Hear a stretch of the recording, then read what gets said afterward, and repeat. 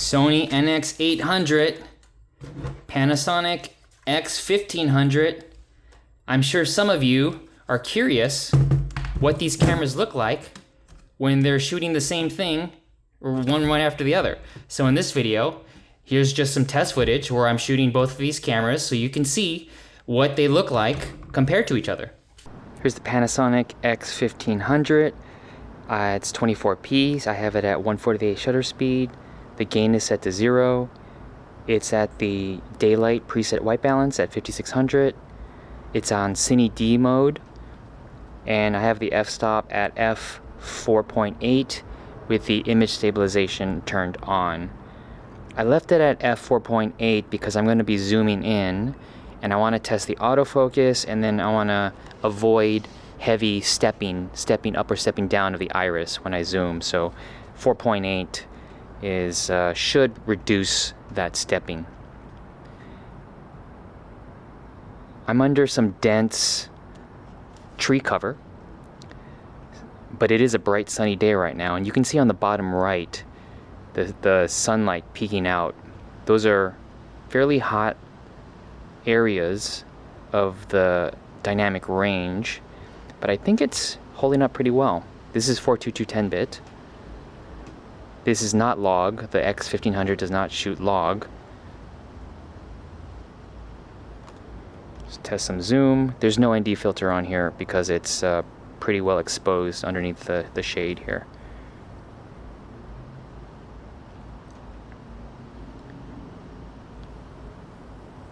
This is way overexposed, and the camera is telling me to turn on the ND filter to 1/4.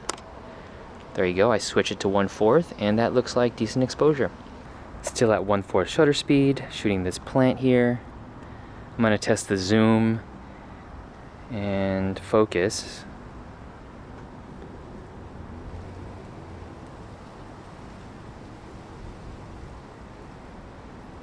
This is really good for nature videography, outdoors, during bright sunlight. If it's at night, this is not as good, or not good at all. But as you can see right now, if I were filming some wildlife, this could be pretty useful. I'm all the way zoomed out, just testing some dynamic range again underneath this little canopy of vines with the bright hot sunlight peeking out on the top of the screen. The foreground looks well exposed, but the background could possibly be way overexposed. This is at 1/4 of ND. This shot is zoomed all the way in, and I'm gonna test out the image stabilization here. I'm max zoom right now. So let's see how the autofocus holds up, and the image stabilization. I'm bracing my body pretty tight with the camera, so I'm trying to use some good technique here, but when you zoom in this much, any slight movement really messes with the camera shake of the image. The wind is also blowing the plant with the fruit, so it's not just me shaking, it's also the wind blowing that plant. Here's the Sony NX800. I have it on, I'm zoomed out all the way, I'm 1/48 shutter speed, I'm shooting 24p. This is at the preset 5600 Kelvin white balance. The f-stop is at f4.8. And with this camera, the ISO starts at 250. So it's already quite it's more sensitive to light than the X1500. And I have it on s-cinetone. This is not log. So you can see right now, without me putting on any ND filter, it's not exposed properly. So I'm gonna do a 1/4 ND right now. I'm gonna turn it on. Okay, 1/4 ND, I think that's better, but it's not handling the dynamic range of that hotspot on the bottom right. I think the X1500 handled it well, better. This is a bigger camera, so I'm hand-holding this, testing out the zoom, autofocus, and image stabilization. I'm going to zoom in on this little fruit here.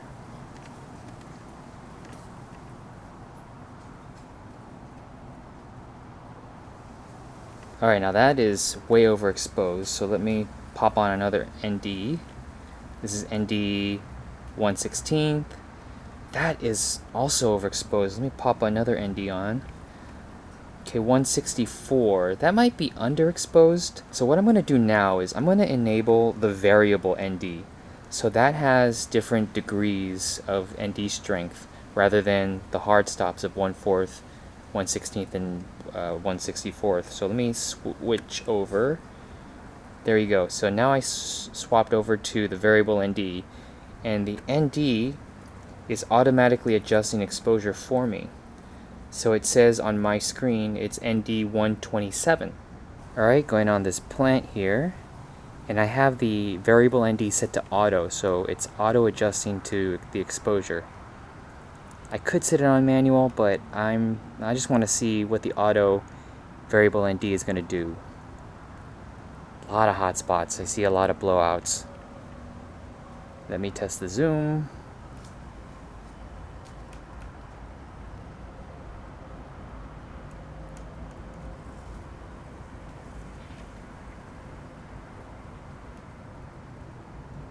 Ooh, I think the minimum focus distance of this zoom lens is not as good as the X1500,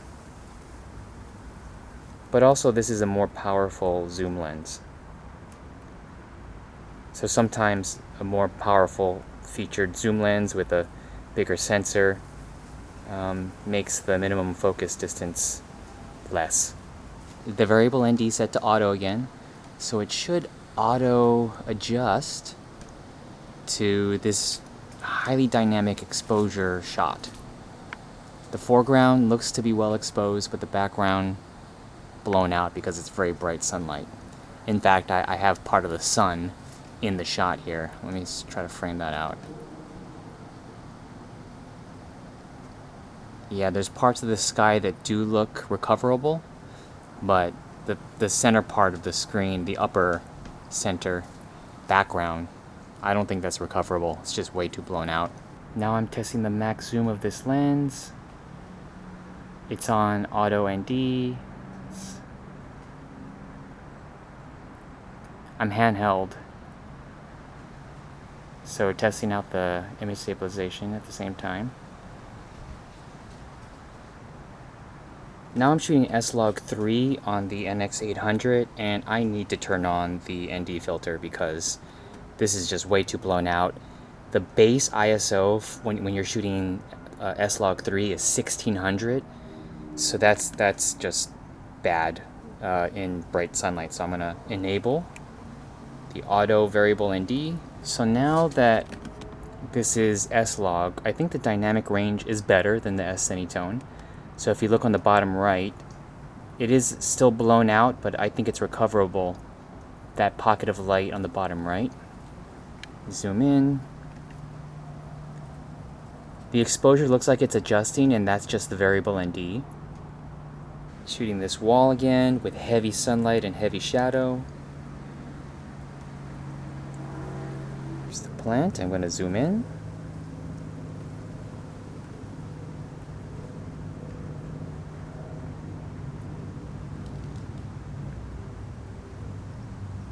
With the variable ND on, with S-Log3, oh, the dynamic range is way better.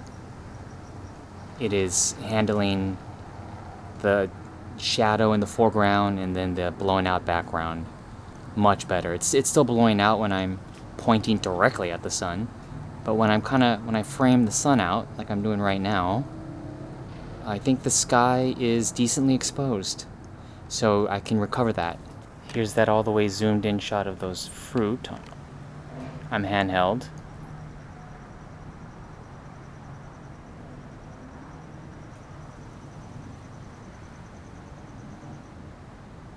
Here's the X1500. It's 1/48 shutter speed, 24p. The iris is all the way open. It's at 0 dBs of gain, and this is, I think, decent exposure on this color chart. I'm going handheld, and I'm going to turn off the light, this key light that's lighting this color chart, and then I'm going to increase the gain so you can see what the gain looks like when lights are off. All right, I'm gonna turn off the key light. It's pretty dark. I can see with my own eyes, but the camera can barely see this. So let me go to the gain here. Okay, so this is 12 dBs of gain, 14 dBs, 18 dBs of gain, 21 dBs, 26 dBs. Okay, here's 30 dBs of gain. Iris is all the way open. This is as much light as this camera can get without lowering the shutter speed past 148. This is the NX800. I'm at f2.8. It's as wide as it goes, as open as it goes with the f-stop. 148 shutter speed, but because I'm shooting S-Log3 right now, it's already at ISO 1600. So it might be overexposed already. But let me turn off the key light here. Okay, now I'm gonna raise the ISO. Here's 2500, 4000 ISO, 5000 ISO, 64, 8000, 10,000, 12,800. That's as high as it goes. It's 12,800. So this is as much light as this S-Log3 can let in without dropping the shutter speed. Here's the NX800, but now I'm on s-cinetone. This is not a log. This is s-cinetone, and the base ISO for s-cinetone is 250. The lowest ISO I can make this camera when I'm shooting s-cinetone is ISO 250, so that's what it's at right now. So it's at f2.8, 148 shutter speed, ISO 250. I'm gonna turn off the light. Okay, now I'm gonna raise that ISO. Here is 500, 640, 800 ISO, 1000, 1600 ISO, 2000, 3200, 4000, 5000, 6400. This is 10,000 ISO. This is 12,800, and it even goes higher than this when you're shooting cinetone. Here's 16,000, and that's as high as it goes. This is 16,000 ISO s-cinetone. It's noisy, but I think it lets in more light.